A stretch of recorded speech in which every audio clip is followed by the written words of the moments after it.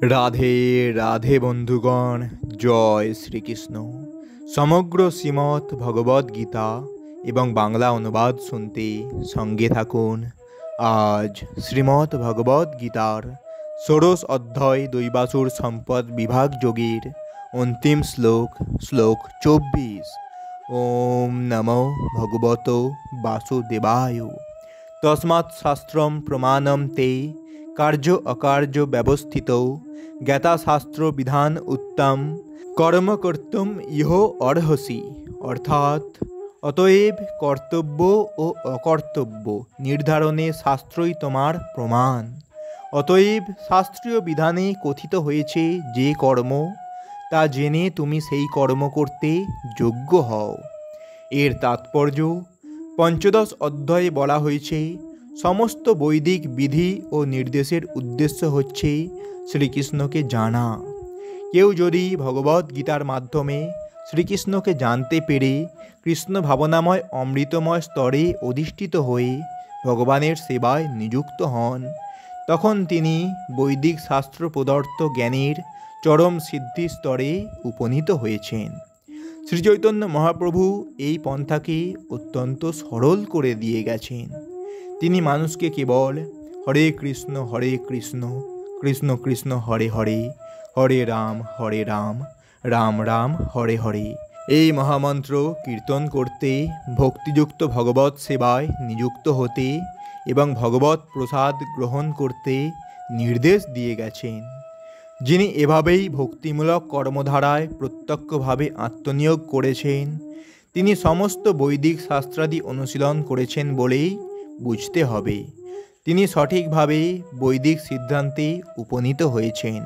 অবশ্যই যারা কৃষ্ণ ভাবনার অমৃতময় স্তরে অধিষ্ঠিত হয়ে ভগবানের সেবায় যুক্ত হতে পারেনি, তাদের পক্ষে বৈদিক শাস্ত্রের নির্দেশ অনুসারে কর্তব্য অকর্তব্য বিচার করে কর্ম করা উচিত।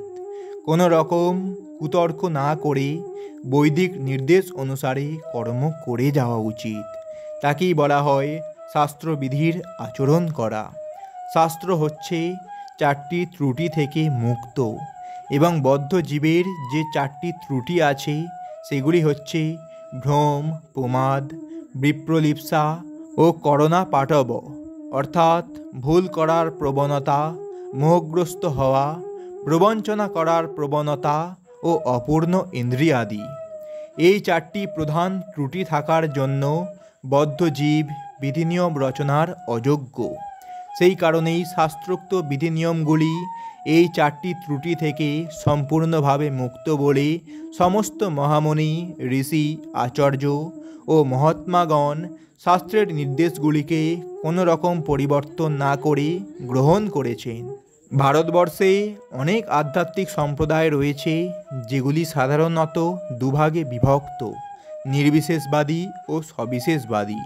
তারা উভয়েই অবশ্য বৈদিক নির্দেশ অনুসারেই জীবনযাপন করেন। শাস্ত্র নির্দেশ অনুশীলন না করে কখনোই সিদ্ধি লাভ করা যায় না। তাই যিনি যথার্থভাবে শাস্ত্রের মামার্থ উপলব্ধি করতে পেরেছেন, তিনিই ভাগ্যবান। পরম পুরুষোত্তম ভগবানকে উপলব্ধি করার পন্থা অবলম্বন না করার ফলেই মানব সমাজে অধঃপতন দেখা যায়। মানব জীবনে সেটি হচ্ছে সবচেয়ে গর্হিত অপরাধ। তাই ভগবানের বহিরঙ্গা শক্তি মায়া সর্বদাই আমাদের ত্রিতাপ দুঃখ দিয়ে চলেছে। এই বহিরঙ্গা শক্তি জড়া প্রকৃতির ত্রিগুণের দ্বারা গঠিত। পরমেশ্বর ভগবানকে উপলব্ধি করতে হলে অন্তত সত্ত্বগুণে অধিষ্ঠিত হতে হবে। সত্ত্বগুণের স্তরে উন্নীত হতে না পারলে মানুষ রজ ও তমগুণের স্তরে থেকে যায়, যা আসুরিক জীবনের কারণ। যারা রজ ও তমগুণে আচ্ছন্ন হয়ে আছে, তারা শাস্ত্রকে অবজ্ঞা করে, সাধুদের অবজ্ঞা করে এবং পরম পুরুষোত্তম ভগবানকে যথাযথভাবে উপলব্ধি করতেও অবজ্ঞা করে। তারা সদ্গুরুকে অমান্য করে এবং তারা শাস্ত্র নির্দেশের কোনো রকম পরোয়া করে না। ভগবত ভক্তির মাহাত্ম্য শ্রবণ করা সত্ত্বেও তারা তার প্রতি আকৃষ্ট হয় না। এভাবেই তারা নিজেদের মন গড়া উন্নতির পন্থা আবিষ্কার করে এগুলি মানব সমাজের কতকগুলি ত্রুটি, যা মানুষকে আসরিক জীবনের পথে পরিচালিত করে।